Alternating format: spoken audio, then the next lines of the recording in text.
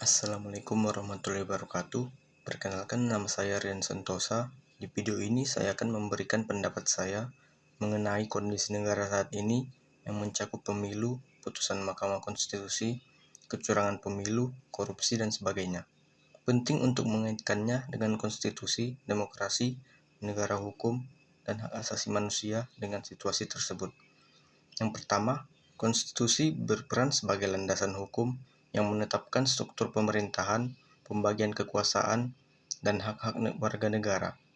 Konstitusi yang kuat dan dihormati merupakan fondasi demokrasi yang sehat.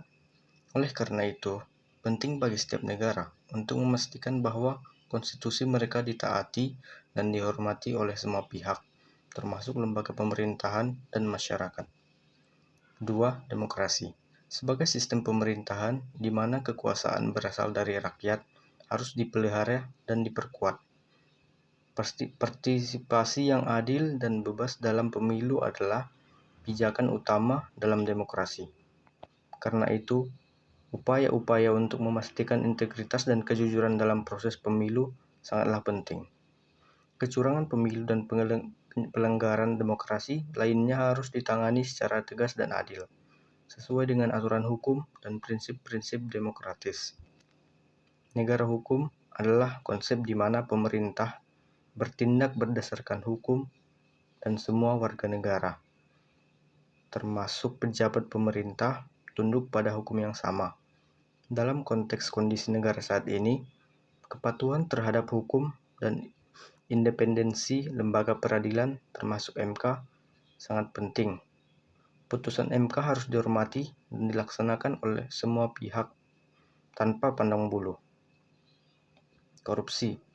Korupsi sebagai ancaman terhadap demokrasi dan negara hukum harus diberantas dengan tegas.